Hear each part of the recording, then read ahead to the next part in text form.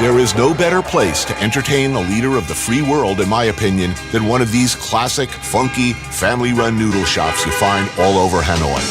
Dinner and a beer cost about $6. I'm guessing the president doesn't get a lot of state dinners like this. How often do you get to sneak out for a beer? Very rarely. First of all, I don't get to sneak out, period. But once in a while, I'll take Michelle out on a date night. The problem is, part of enjoying a restaurant is sitting with other patrons and enjoying the atmosphere. And too often, we end up getting shunted into one of those private rooms at the back. Well, I'm glad I could help, and to many more cold beers. Absolutely.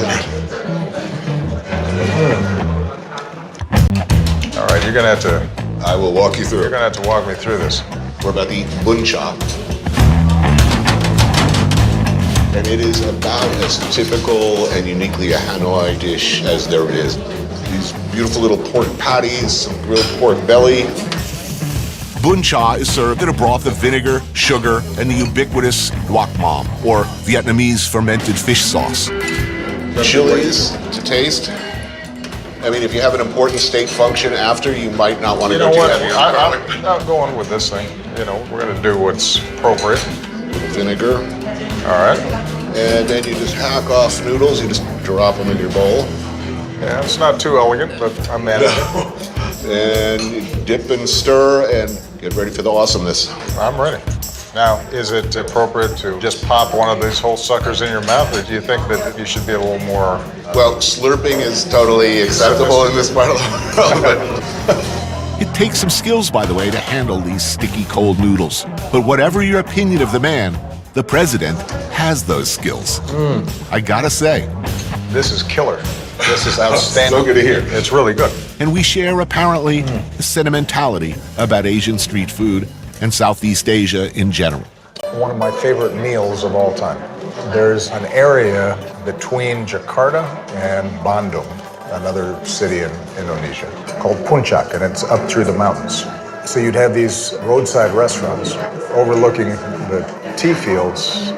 There'd be a river running through the restaurant itself, and there'd be these fish, these carp that would be running through. You'd pick the fish, they'd grab it for you and fry it up, and the skin would be real crispy. And they just serve it with a better rice. And it was the simplest meal possible, and nothing tasted so good.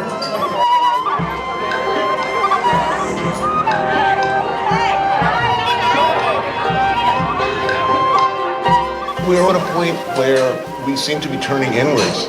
I mean, we're actually talking about building a wall around our country. And yet you have been reaching out to people who don't necessarily agree with this. Gaza, Iran, Cuba.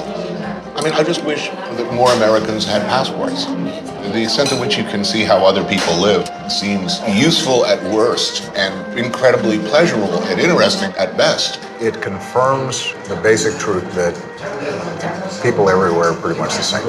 The same hopes and dreams. And when you come to a place like Vietnam and you see former American Vietnam vets coming back, when you see somebody like a John Kerry or a John McCain, two very different people politically and temperamentally, but who were able to bond in their experience of meeting with their former adversaries. And you don't make peace with your friends.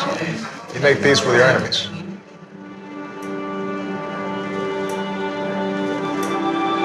As the father of a young girl, is it all going to be okay? It's all going to work out. My daughter will be able to come here in 5 years, 10 years. She'll be able to have a bowl of Bún Chả, and the world will be a better place. Yeah, I mean, I think progress is not a straight line. You know, there are going to be moments at any given part of the world where things are terrible. But having said all that, I think things are going to work out. Thank you so much. Cheers. Cheers.